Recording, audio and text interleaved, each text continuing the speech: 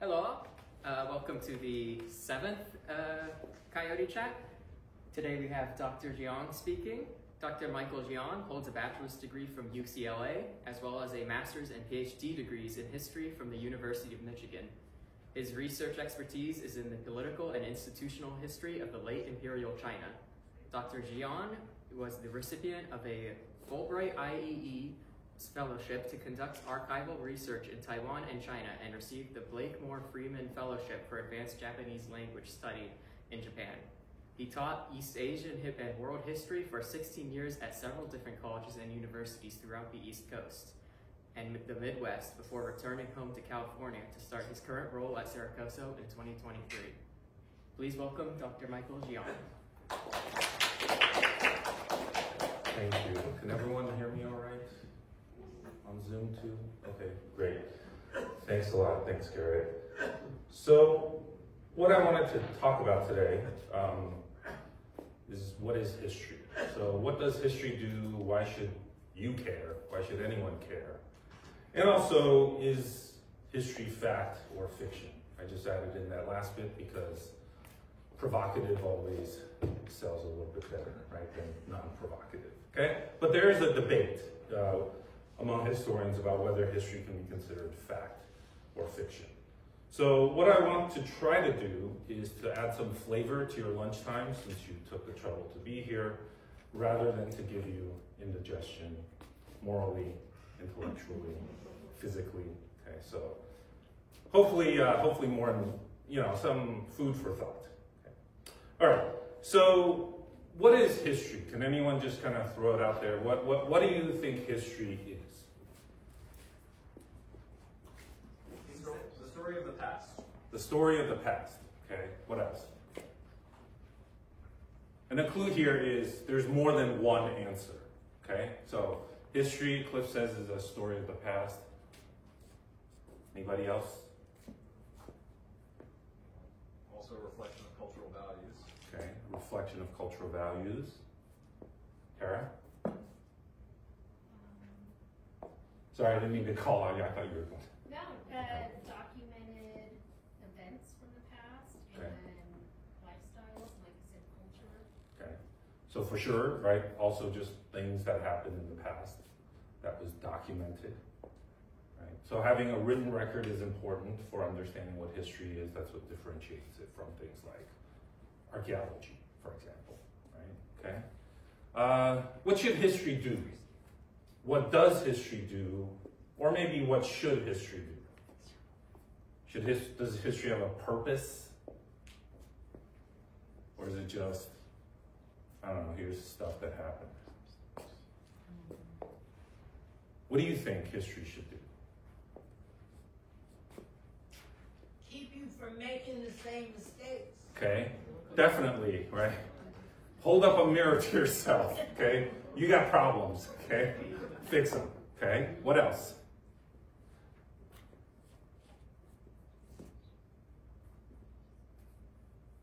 Things that went well, best practices. Okay, things that went well, okay. Why do we care about history? I mean, other disciplines talk about the past too, right? History is not the only one that talks about the past. Why should we care about what happened before today, right? Before 10 years ago. It shows us where we came from. Okay. And why is that important?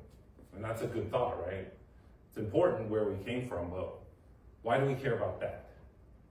Don't we only have the future to look forward to, right? We can't go back in the past. Yeah, but reflecting on the past gives you an opportunity to create a more guided future Okay. by being able to look at past mistakes and successes. Okay. So obviously the future is made up of countless pasts, right? And the present. So if you don't know what went on in the past, right, you'll have no clue as to what's going on in the future or how to prepare for it. Okay. All right. Okay. Good. Is history fact or fiction? Obviously, you're talking about something that happened, 50, 60, 100 years ago. No one here was alive for that, right? How do we know 100 years ago what happened? I mean, we might have some records of it, right? There might be a newspaper account or tax records, but how do we know that that's real? Verified by multiple individuals or sources. Okay, so we have to be analytical, right, and be careful, use different sources, different perspectives. What else? In the hard sciences, everything is a theory all the time as well. Okay, right. So yeah, nothing is necessarily proven, right? It can be a hypothesis if it has more proof. Maybe it's a theory. Yeah, Jessica. Isn't that your job? It's my job? Yeah, well, but you know, history belongs to everyone, right? It's not just up to historians to tell everybody, this is what history is, right? This is what you should think. But yeah, true, right? Historians, professional historians also do that to a certain extent. Distinguishing primary sources of people who were there from other sources of information and so forth. Okay, for sure, right? So maybe accounts of people who were there, who experienced something that's more reliable. But can't people lie? Don't people lie? Right, okay. Do they see things all the same way? Do we all agree on the same things today? Okay. Okay, so we can't agree on things that are happening today, right now. You think of people, 300 years from now will say, I know, those guys in 2025 all thought the same way about these issues because I've had 300 years of perspective.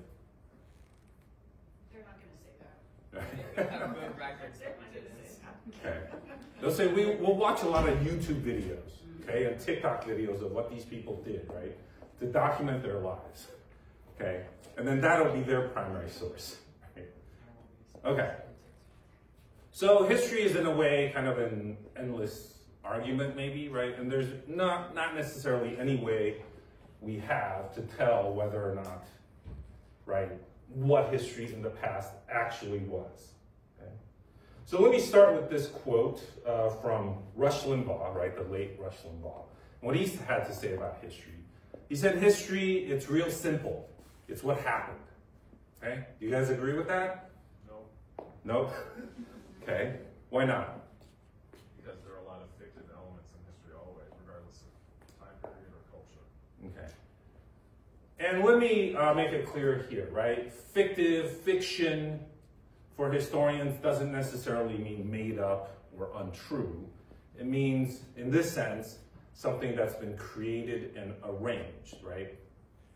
Often based on stuff, right? Maybe reliable records, but it's been created and shaped, right? And that is what history is. One of the things history is it's making a choice, right? How do we know what happened in the past is what happened in the past, or why is it important, right? Someone had to go make a choice to talk about it, okay? Right, so I think most of us would agree that the discipline of history is about the study of the past, right? So there's a layer there. It doesn't mean it is the past, it means it's the study of the past, right? So that means there can be layers of people between the past, which did objectively happen, and what we think we know about it, but which, unfortunately, we might never be able to get to that objective reality in the past, right? Whatever that may be, okay? To give you one example of that, did you think that the people in the Middle Ages said, hey, we live in the Middle Ages, right? Did they say at the time, we're in the Middle Ages, 600 years from now, they'll live in like the modern or the contemporary age, right? So obviously just by periodizing or giving a name to a period of time, that is already how we structure and study the past, right? From our perspective today, we say that was the Middle Ages. And of course, what, the pinnacle of human society is 2025? Right? Maybe not, right? If people come around, are still here and write a history 600 years from now, maybe they might think we have more in common with those people in the Middle Ages than with them, right? Possibly. Okay? We all won't be around to know that, okay? So the past is complicated because the past can mean many different things, right? Chronologically, it can mean 1245, right? 5 minutes ago, 10 minutes ago. It could mean 2,000 years ago, right? It could mean a different thing to you. It could be a history of pain to you. It could be happiness to someone else. It could be lots of different things that we all don't agree on, just like we all don't think the same way about every single thing in life. Okay. So maybe history, right? I'm just going to try to kind of puzzle our way through this. But maybe history then means past enough that we have had some perspective on it, right? So maybe something that didn't happen, 10 minutes ago, or even 5 years ago, but maybe things that happened 10, 20, 300 years ago, 1,000 years ago, right? We have enough perspective, we have enough, secret documents, right? Or really, new ways of understanding the past. Okay? But of course, other disciplines like literature, philosophy, anthropology, right, also deal with the past, right? Science deals with the past as well, right? So history is not necessarily unique in dealing with the past. So what makes history special then? Okay. So history is first and foremost, and this is my interpretation, right? History is first and foremost empirical. It's based in some set of facts that maybe people can agree constitute facts, right? Socially constructed, right? Whatever that means, right? But history is concerned with empirical things. It's not about just making things up, right? So history is first and foremost empirical, and it's less concerned with overarching definitions and structures in the sense that there's no fixed body of knowledge or methodology, right? Math, for example, has a fixed body of methods, right, and topics it deals with. History can be about anything, right? There's economic history, there's literary history, intellectual history, right?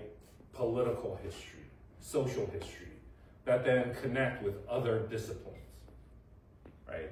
Different methodologies, different ways of understanding the past. Okay? But that's not to say that researching and writing history doesn't require any particular skill, right? There are habits or a set of practices around what historians do.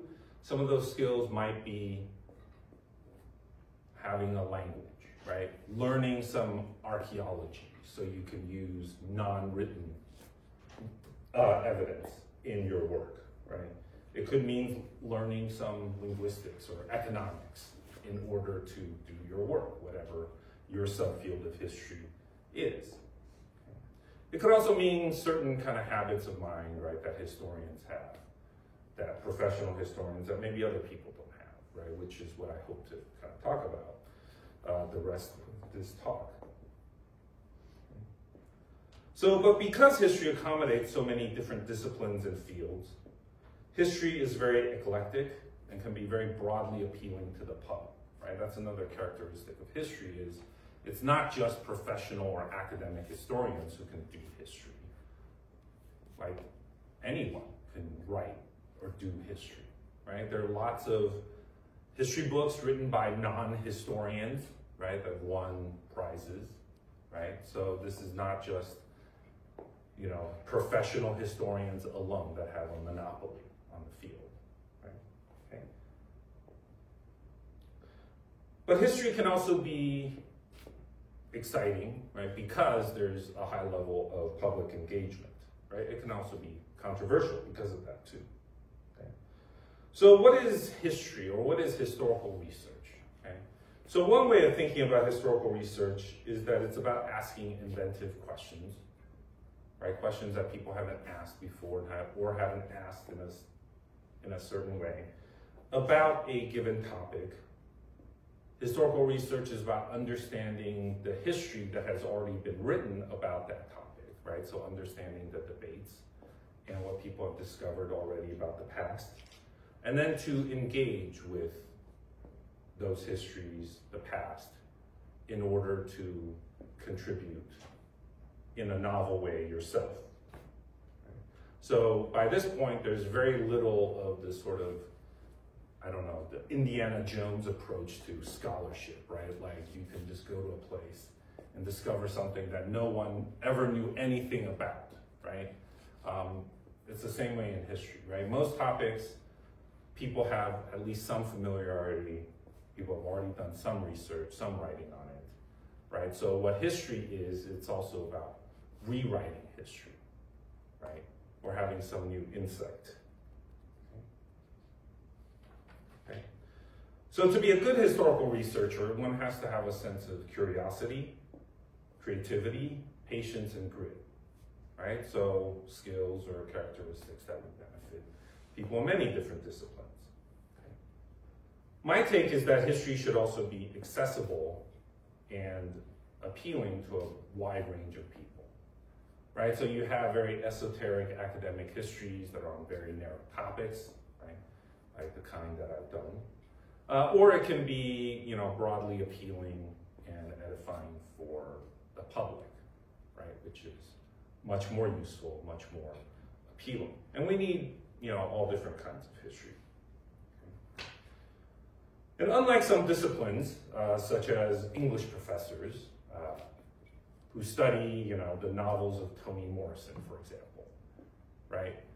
Historians have to create the thing that they study, right? There's no history that's already there, in that sense, for historians to study, right? There's no like God's eye view of this is what happened in the past that you then go interpret and grapple with, right? Historians in many ways have to create the history, a narrative, a study of it, or deal with other people's created understandings of it in order to do history. Now, what do historians do? Partly what historians do is they analyze how human behavior or the way that humans have acted changed over time, right? So if things never changed in the past, then it's not really history, right? Change over time is important. And also where, the time and place where that thing happened is also important, right? Because of culture, right? History in China is not the same as history in Japan. It's not the same as history in the US, right? So 1850 China is different from 1850 US, correct? I mean, if only because they're different places, different cultures, they have different neighbors, different historical forces. They're different, right? Okay. So historians also really care a lot about the specific characteristics of a time and a place, right? Obviously, China and the US are different things, right? So studying them they're almost different disciplines. Okay. Historians also do, and this is maybe where we think of what historians do a lot, right? Is they reconstruct and sequence events, right? The favorite thing like for people to do in high school, right? Here's a timeline. Fill out all these events and these blanks on the timeline. That's history, okay? Well, that's also history. But, do we want to read a history where it's just, there's no words really, it's just, our history books are like this one big timeline from beginning to end, and there are lots of events. Those are the words. Here, study that, right? Who would want to read that history book? No? Okay, that would be very boring, right, and annoying, right? So it's a chronicle, maybe. It's a documentary of something, but that's not history, right? History relies on having a story, right? Giving some kind of meaning, some kind of sequencing to the past, okay? And here I am distinguishing between history and the past, right? The past and history are different things, okay? Historians also really care about causality, right? Historians care about, well, because things happened one before the other or one after the other, did this thing before cause the thing after?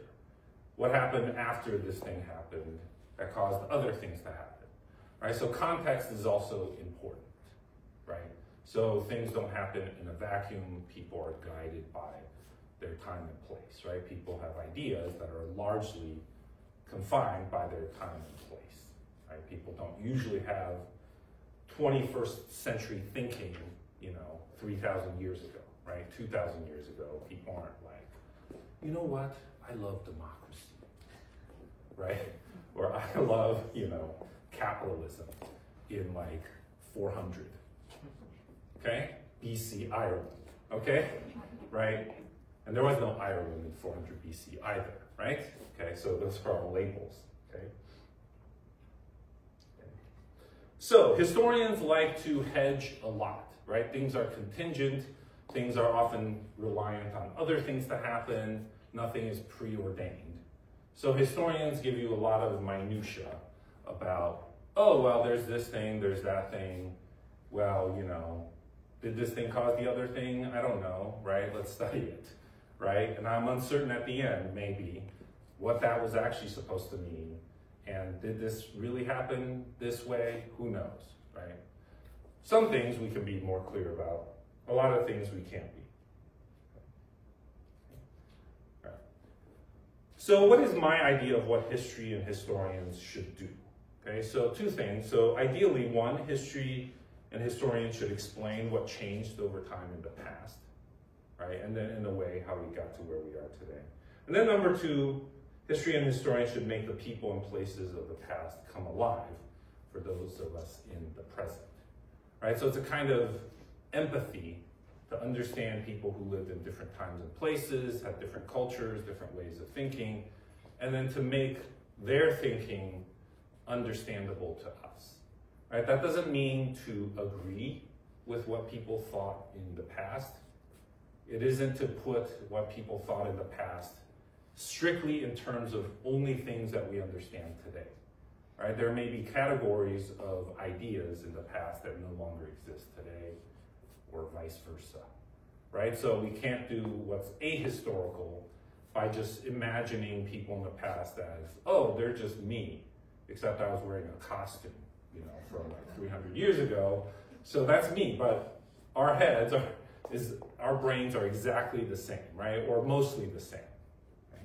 And that's most likely not true, right? People in the past had very different ideas about, life, right? What's the value of life? What's the meaning of life, right? A historian once said, the past is a foreign country, right? We should just treat it like a foreign country and not take anything for granted. Okay. Now, history is also something public, like I suggested before. There are roughly 20,000 books published on the topic of the Vietnam War alone in English, right? Do you think all those 20,000 books agree with each other? Did we need 20,000 books on the Vietnam War? That's a lot of books, okay? 20,000 is a lot, okay? But people care, right? Do people write books about the Civil War? Do you know anyone who was in the Civil War? Do you know the grandfathers of people who were in the Civil War, right? We still care about that a lot, right? So there's something to be said for the past, right? We do care about it at some level. Now, another question which I asked you guys about earlier was maybe, what should history do, right? Especially when it comes to education, right? Should children learn about all the harsh realities of a given country's past, right? Should history education be about making people feel good about the country that they're from? Is it about the truth? Is it about a blend of those things? What is it? Should history teach the bad along with the good? And who defines what's bad and what's good?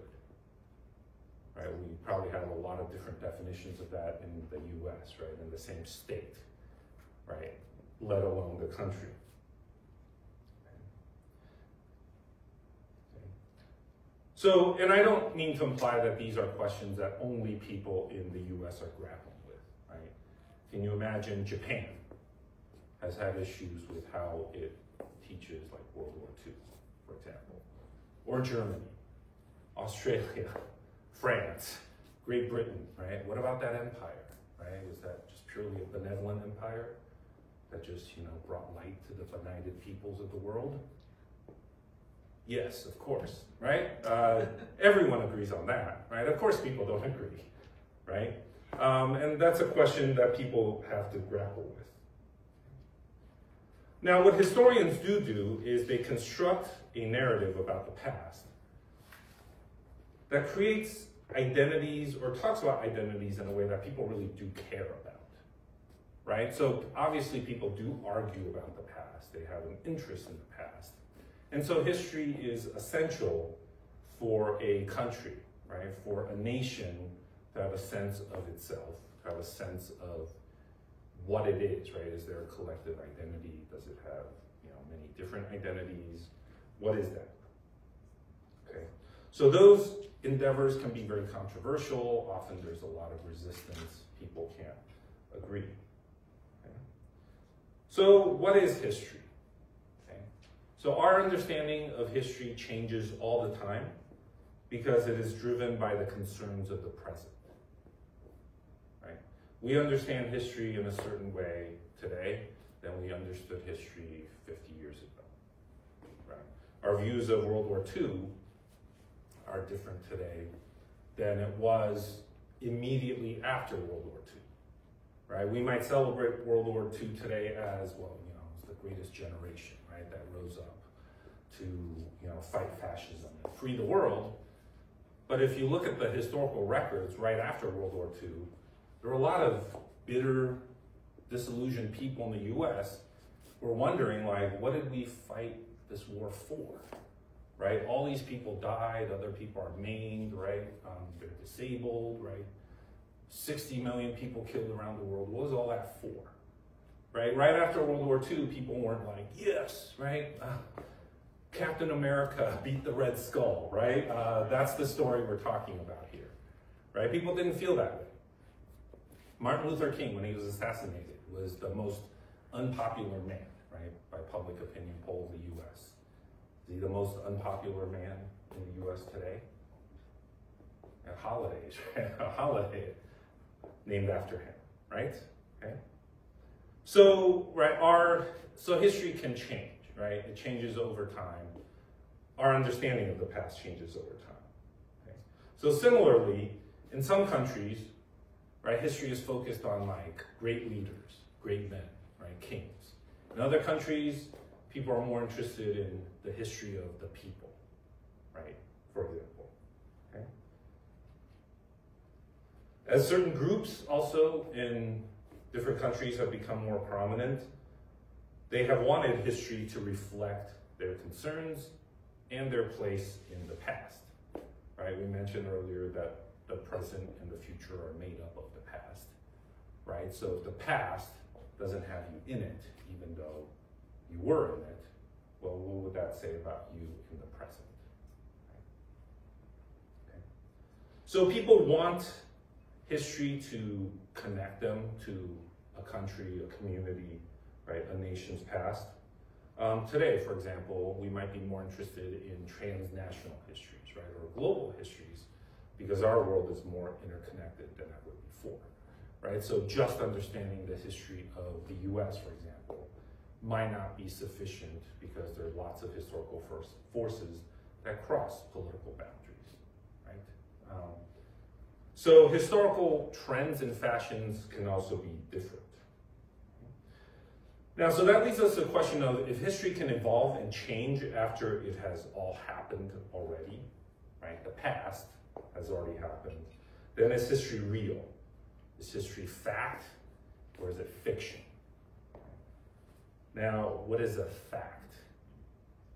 Can anyone tell me what is a fact? True. Absolutely. Okay.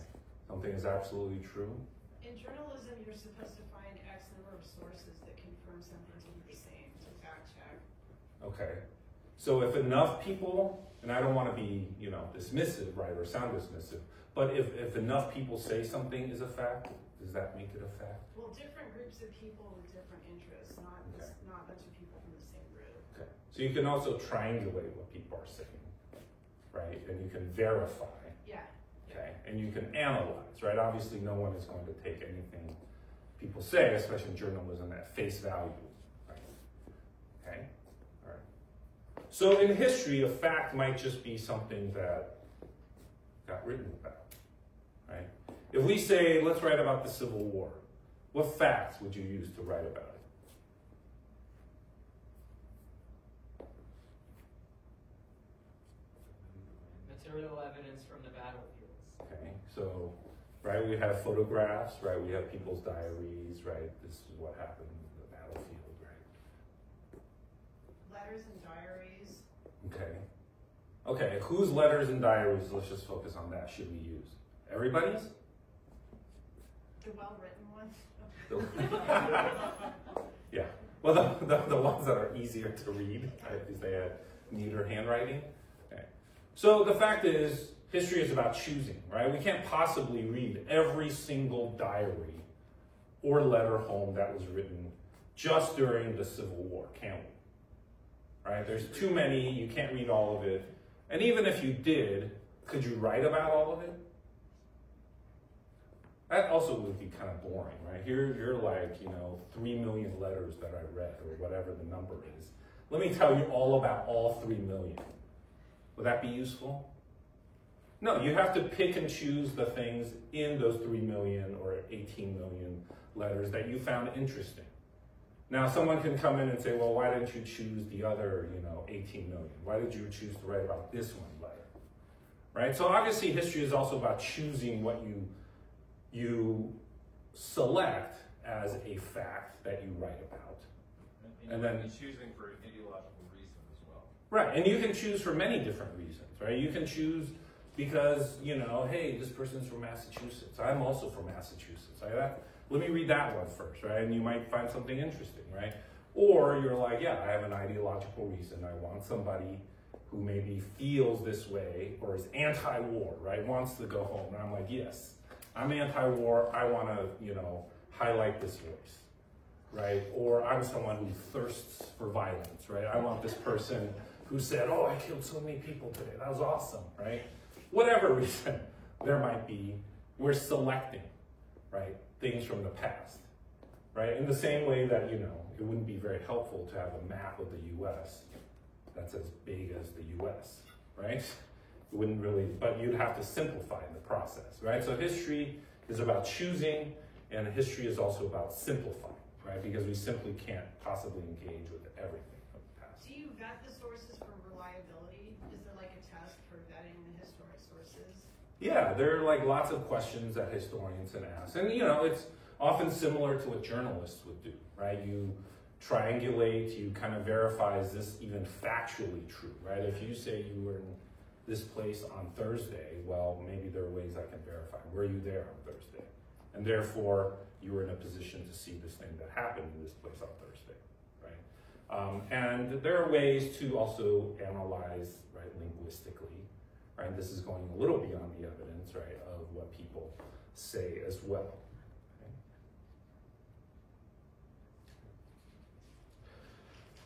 Now, historians are maybe a little contradictory, right? First, historians pride themselves on working with facts, right, whatever they are, okay?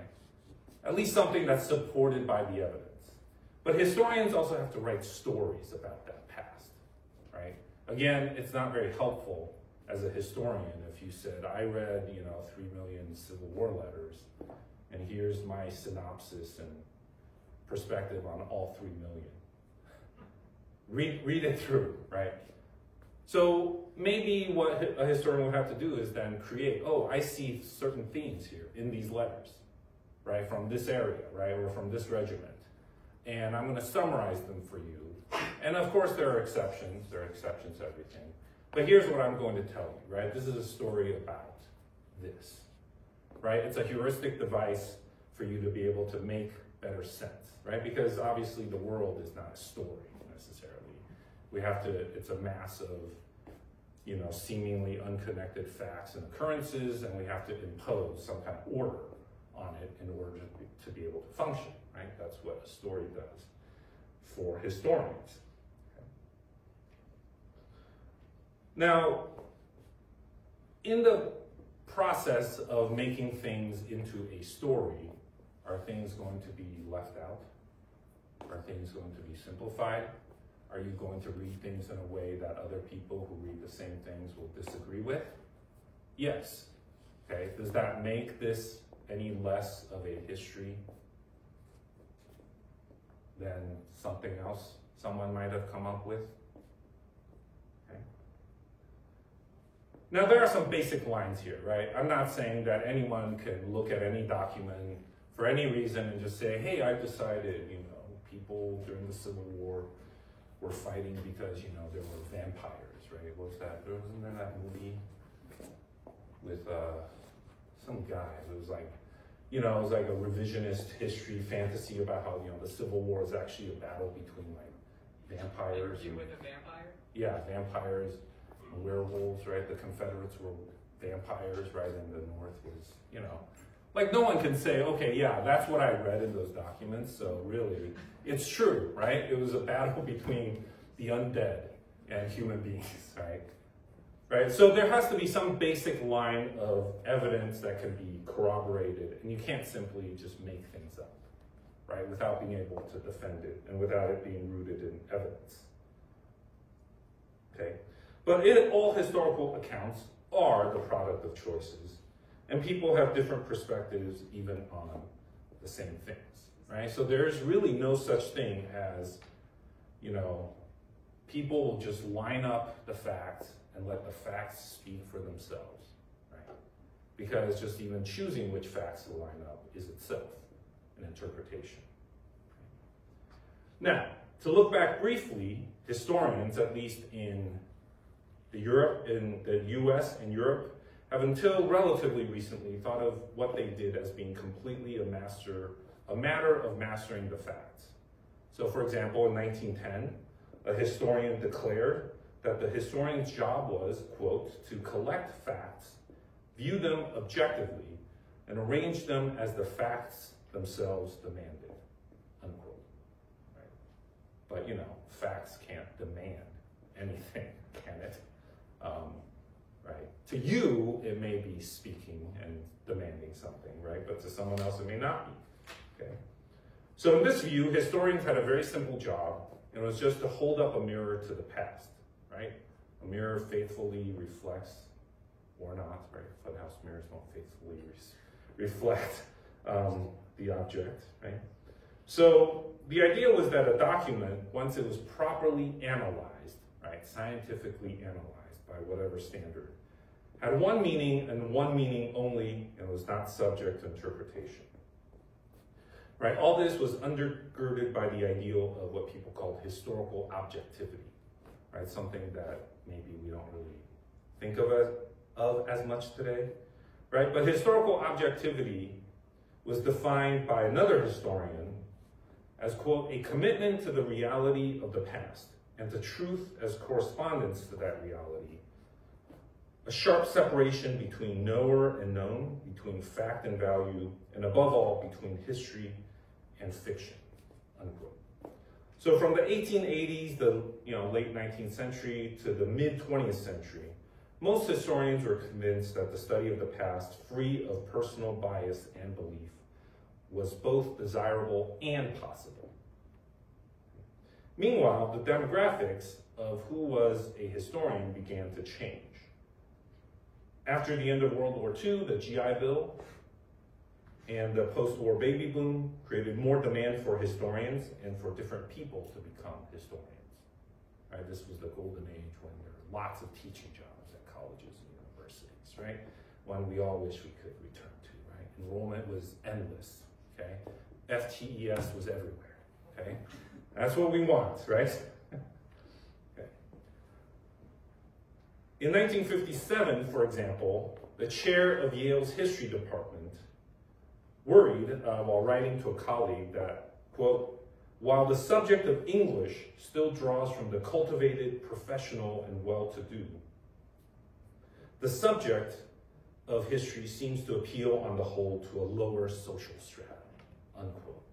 Right? So the discipline was being invaded, right, by people who had not been there before, the lower social status people, right? right here, right? One of them, okay?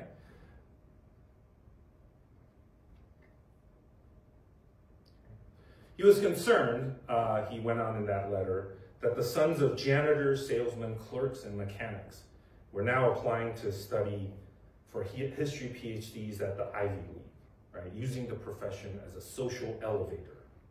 Okay? So he worried that such non-elite students would change the history discipline by studying different topics than people were accustomed to. Things like labor history, right? Or the history of the people, right? The common people, which in fact was what began to happen, okay?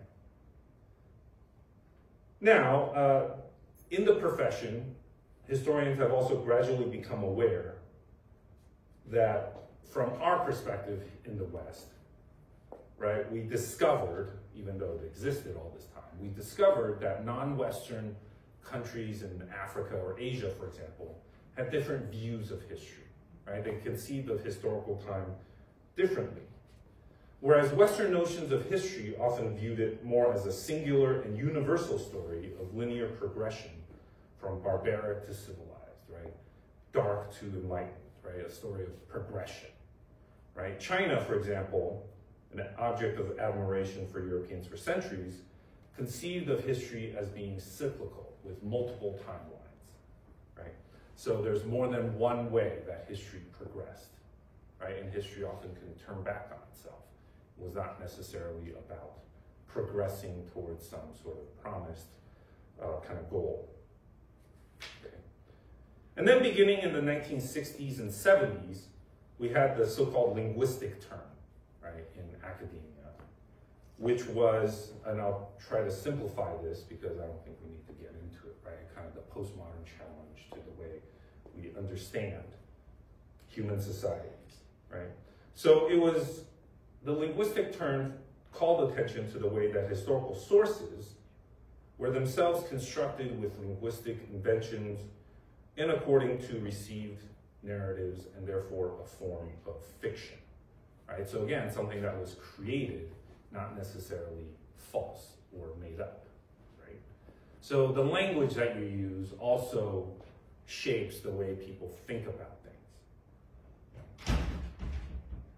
So for example, right, in late imperial Chinese court cases, right, these court proceedings about someone who had, been accused of murder, right, was often kind of molded into a story by the presiding officials, right? And we know now from research that some of these officials thought, well, this person who killed this other person in a dispute, they deserve some mercy, right? Because there were extenuating circumstances. However, the law was very clear, right? If you kill someone, you yourself will be killed, right? Executed in return. So what you see is that, a lot of these court cases all have like a common hallmarks of like a narrative, which is, hey, this, honest, hardworking peasant was just hanging out, right, with his wife. And then this other guy came, they got into a dispute. And then, he was afraid, right, that his parents would be harmed, right? What a nice guy. And he was protecting his family and children. So, through no premeditation, he just like went into a fit of rage, lost his mind, and killed this guy. Yes, well, he should still be executed because he killed someone. But can you imagine that there are lots of ways here now in which the case was written, right, that now provides opportunities for the guy to maybe get off with something less than the death penalty, right? And we see this over and over again. Were there this many people in late imperial China concerned with protecting their parents and, the dog, right? And then also, right? Right? So it's a form of, and we know, right, from other things, right, that the officials often kind of thought of themselves as, I'm going to kind of try and, right, save this guy to the extent possible, right? So the documentary evidence we use was itself shaped by cultural assumptions, right, narratives that would be guaranteed to pull at some tuck strings. Maybe a higher official would see his way to ruling differently. So, and that's history, right? We fit it into a way that is more understandable. Okay. So this linguistic turn taught historians to think of their sources not simply as reflections of a past reality, but also as a culturally configured text, right? The past can also be a text. A court case doesn't just tell you who was guilty of what or not guilty of what, but also of what people imagine justice ought to be, right? What's the right thing? Not just what's the legal thing, but what's the right thing, right? A map is not just a delineation of where places are, but also how people imagined where their world was, right? Or what it was literally, right? So lots of maps, for example, don't have north in the upper part and south in the lower part, right? Maps can be oriented in many different ways. And maps, for example, in 18th century France, didn't just show places, they showed people in a place, right? Different kinds of people, right? That's a different way of imagining what we think of as geography, right? Is a place, right? Well, people in the past imagined it as, well, a map is of people, right? So one proponent of this view, right, that the past was in a sense a text, was the historian Hayden White, who argues that all historical writing is a form of fiction making. So again, not necessarily making things up, right, but shaping things. Okay? So White does not argue that historians invented documents or sources, but that historical facts are made intelligible through arrangement into a narrative. Right? So we mentioned this before. Simply lining up information in a timeline is boring and stupid. Okay? But, right, putting it in the form of a story, imposing a narrative upon it, makes it much more compelling and appealing to a public, right? It's easier for us to make sense of it. So history is fiction in this sense because it makes the strange familiar by making the unfamiliar comprehensible. Now, White further argues that history can still be good or bad, right? It's not that anyone can just do anything and it's good history, because the traditional standards of analysis and logic still applies. Okay. But what he was saying is that recognizing that history is narratively constructed to an extent enables historians to be more honest about what they're doing. Now, this concept of history was not without critique, of course. Okay? So, to keep it simple, I'll just mention one. For example, physical atrocities such as the Holocaust were not just discourse. It's not just a text, right? Killing someone is not just rhetoric. It's not words on a page only, right? Some things are inherently tragedies and cannot be recast into another narrative like comedy, right? So the past is not endlessly malleable and flexible, right? Certain things are true, right? So after much debate, the consensus today seems to have settled at this compromise position that we are inevitably subjective, right, as human beings. We're constrained by the past and the norms of our communities. But historians still agree in principle that they are bound by facts and cannot simply invent things whole cloth. But in assembling scattered and disparate sources to construct into a narrative requires imagination, which leads to ongoing debates about, is your imagination too imaginative, right? Did you connect the dots in these sources the correct way, or did you, cut a few corners, right? In a way that I think is, right, more fictional than fact. Now, why should anyone care about history, right? Obviously, one of the things that we can say is something along the lines of, well, those who cannot remember the past are doomed to repeat it, right? And that's certainly true. Okay? But history doesn't just teach lessons, because what those lessons are can often be very unclear, right? We can draw different conclusions from the same things, right? So, and on the other hand, distorting, erasing, or mythologizing the past can also have quite negative effects for society. Okay? The value of history lies in its expansion of our imagination of the wide range of how humans have found ways to live and think that is different from our own. Okay, history invites us to have conversations about the failures, successes, and wisdom of the past, about what we did and what we're doing now. To argue about the past, to strive to continue to understand how humans have acted in different times, places, and cultures is, I would argue at the end, history. Thank you very much.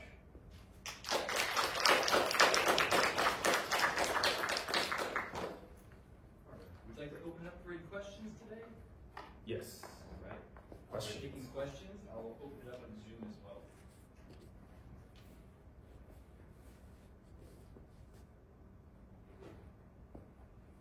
Yeah. Okay.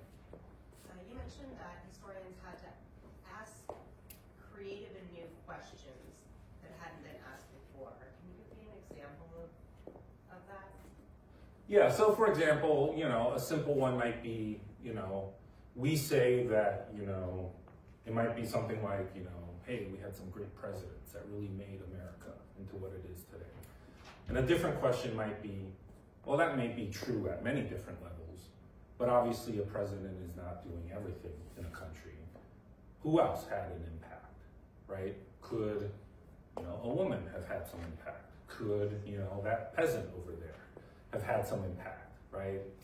So that could be a way of just who is the subject of history, right? It's not just, right, the rich and the powerful. It can be other people, right? Everyone can make history, right? And paying attention to that could be one way of just asking a different question.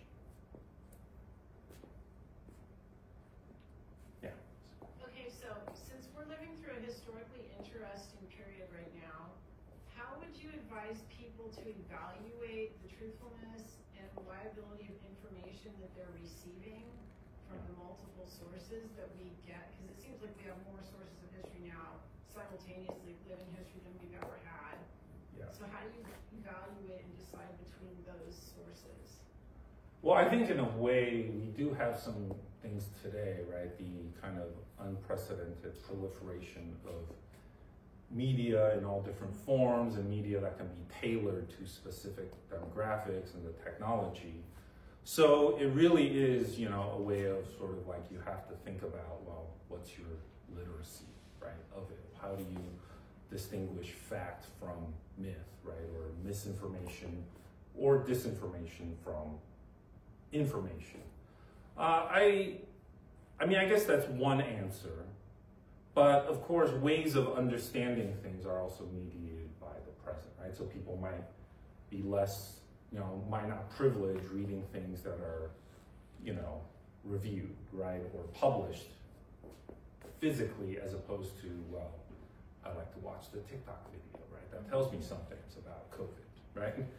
Or whatever, right? So, and then another way might be to, look back in history at other times when we might have imagined that our media or information ecosystem has been chaotic, right? And look at how people dealt with it then.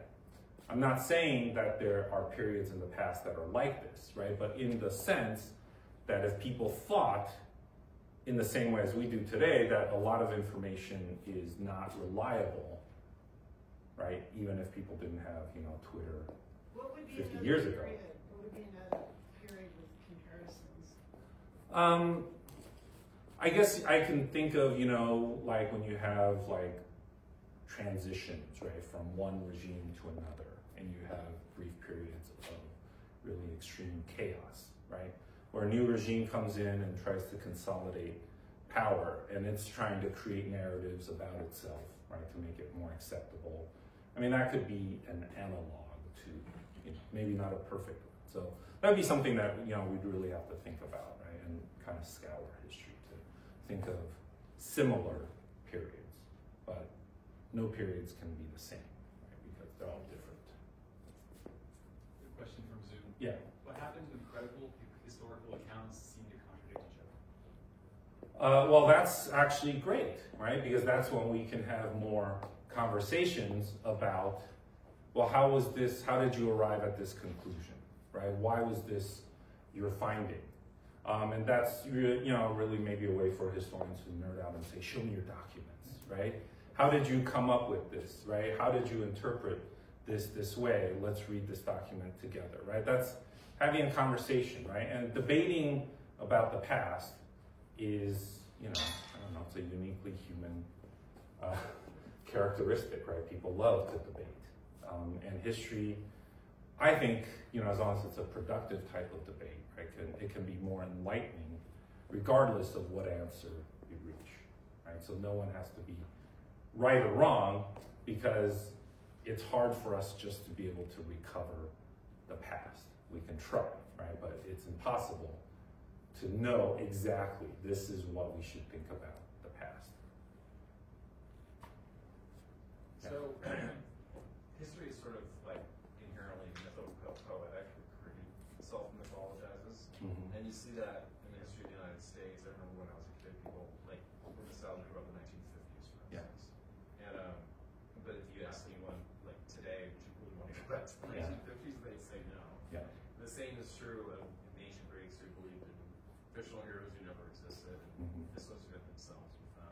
Is that like a universal quality in history from all cultures? Would you say China must be an example of that as well, right?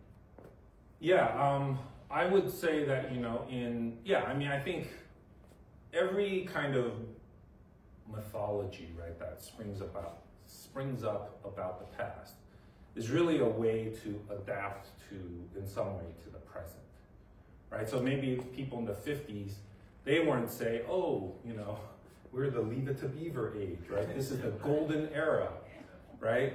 Because if you go back into the 50s, people will be complaining about all these young punks, right? Saying things that today we're like, oh, that's pretty tame, right? But people are like, that was very transgressive, right?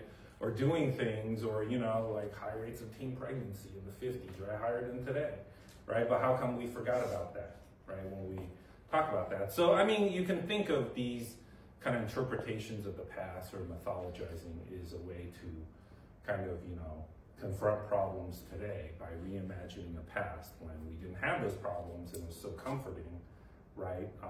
It's an adaptation in a way, right? It's kind of reinterpreting history to suit the needs of the present, which we talked about was a function of history, right? Every generation, right? Or more frequently, right, can reinterpret the past. Yes, and in the case of China, there are lots of cases when people reimagine, right? And in China's case, right, because history is thought of as cyclical, you're sort of sometimes thinking of recreating past glories, right? Because every dynasty, for example, has sort of a life cycle, right? It's like a newborn, right? And then it becomes very virtuous and strong and does good things. And then gradually it becomes older, weaker, more evil, right? Doesn't tend to the needs of the people as much. And then it sort of withers away and dies. And then it's replaced by another dynasty, right? The cycle continues over and over again. Any questions? Excellent. Thank you. Okay. Thank you. All right. Let's stop.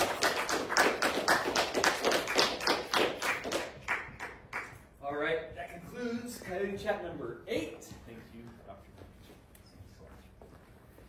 Reminder, if you did not sign in on the way in, on the way out, please grab the pen and sign your name for us. Helps to prove that we use public funds to feed people and things. Another reminder, we have student government elections. Next week is spring break. Enjoy that. Take a break. Come back reinvigorated. April 7th through the 10th, we'll do the student government elections. We'll be nominating new officers, as well as selecting your faculty and adjunct faculty of the year. So don't miss that. You can do that through the link over here, as well as join a bunch of clubs and fun things like that. On the very top right, my left, your right, let us know how you enjoyed today's event. If you want to see more events like this, let us know. If you like the food, let us know. If you don't like the food, let us know. Just give us an idea of what you want to see. This is a student government event, and students make all the decisions here. So let us know what you're thinking. Thank y'all.